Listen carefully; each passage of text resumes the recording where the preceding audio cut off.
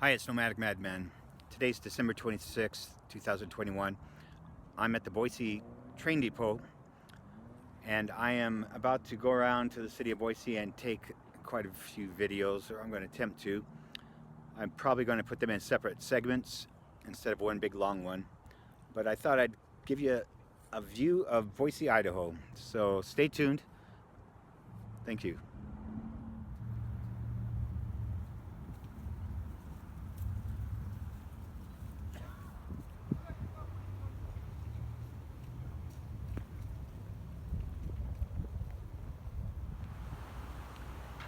This is the Boise skyline.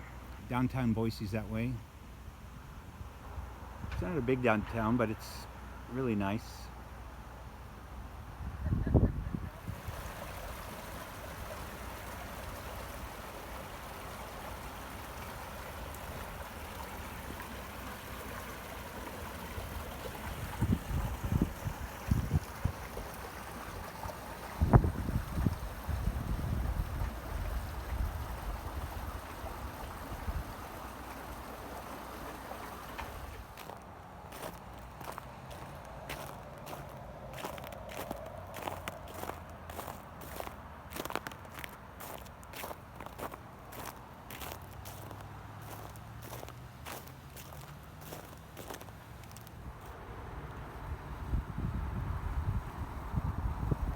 That road leads straight down to the Capitol, which you should be able to see at the end of that road.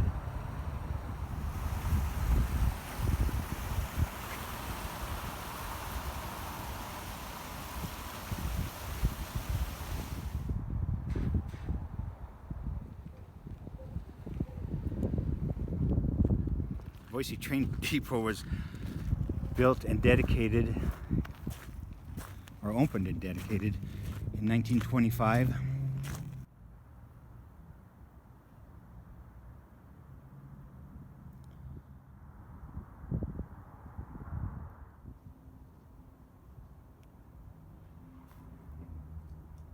This is what changed the West.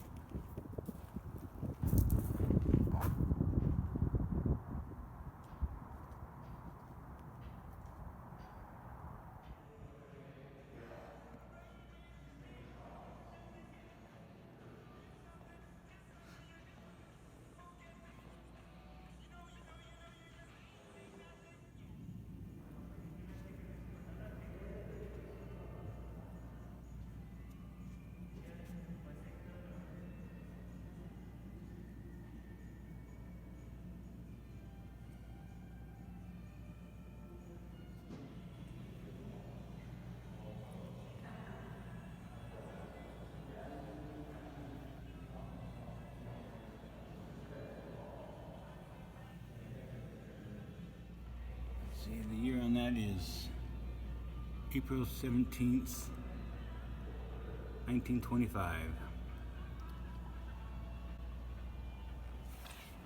Okay, I'm recording. Oh, you're fine. We're going to go up in an elevator to the tower, I think. So these stairs here, that's what originally would have been here in the tower in 1925 when this was opened. Okay, so that's how you would normally go up? Right. So this was put in the early 90s Okay. by Morrison Knudsen. I'll put my phone. Look up. Okay, that's where we're going, right up there. Holy Toledo. That's cool. Yeah, so in the early 90s, Morrison Knudsen did the renovation and pulled the top of the tower off. They pulled out those old circular stairs and sections out the top, dropped in the stairs that you see now, and then dug down the hill over 7 stories for the hydraulic piston for this elevator. How far down did they dig? About 7 stories. Down? Mm-hmm. Holy Toledo. Yeah, unusually tall for a hydraulic elevator. But they did that because they didn't want the typical weight of a normal cable operated elevator at the top of the tower to weaken the structure. Go ahead. The 4 bells are up here, they're all original. They came out of New York in 1926. They came out in New York in 1926? And were hung up in 1927. Wow. And in 4 different sizes, so they used to ring together with the 4 different tones to make the Westminster chime. Oh, what? Oh, cool. Now just the biggest one rings 3 times a day. You'll notice that one has a hammer on the right. The other 3 have been disconnected, so there's no hammer on the right anymore. For Oh, those. so this is the only one that goes off now? Correct. Okay. And we can walk around and see him. All right. And the tower was built here on purpose to line up with the state capitol. Oh. So you're just a little over a mile from the state capitol from this point. Oh, wow.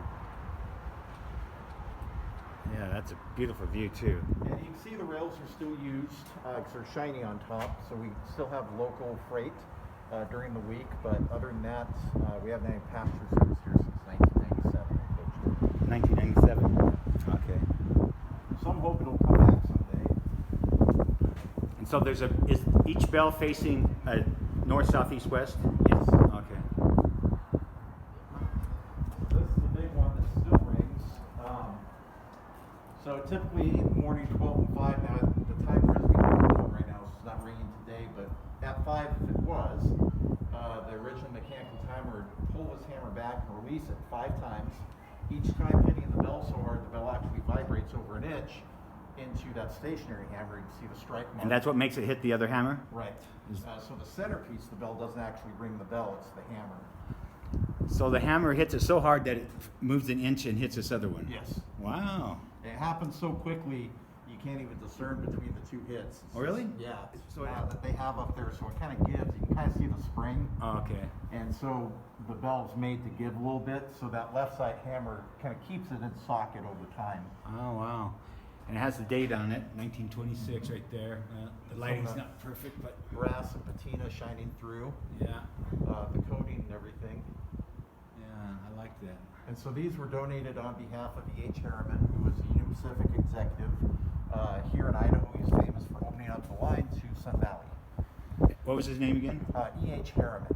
Harriman, okay. So we have Harriman State Park east of us as well, named after him. If you ever watch the old Butch and Sundance movie with Robert Redford and Paul Newman, there's a Pinkerton that talks about working for E.H. Harriman, obviously because he probably didn't like his trades being robbed by Butch and Sundance. Yeah. Interesting. This is kind of a neat thing as well. This is the original firebox, and everything shrinks in the future. So you can see our little itty-bitty fire extinguisher, and we check it here monthly. But you can look up here, and in the 20s, 30s, 40s.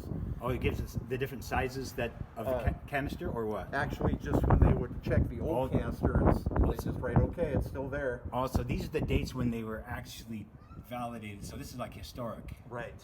I got you. There's 1956, 62. I'm sure there's older ones in there, that 43. Some of the pencil is kind of... That's a good way to keep track of it. Yeah. Right. It's kind of like the pioneers carving into the rocks. So they travel. There was another floor above us, but they didn't reinstall that during the renovation. But you can see where they lifted the top off of the grade from the messy looking mortar, because that's where they brought it back down. Oh, so they lifted not just the wood, but they also lifted the wood, or the bricks? Correct. Wow. They put 2 big steel girders under there, and then lifted that, and they actually craned it down on the bricks in front of the depot. Oh, wow. That That's would have been 92, I think. 1992. That's a pretty bell.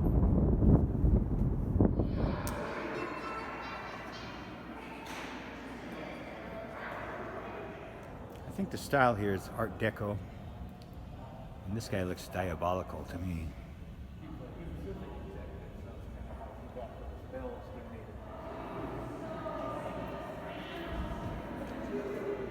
There's a 1920 Underwood typewriter. Pretty cool.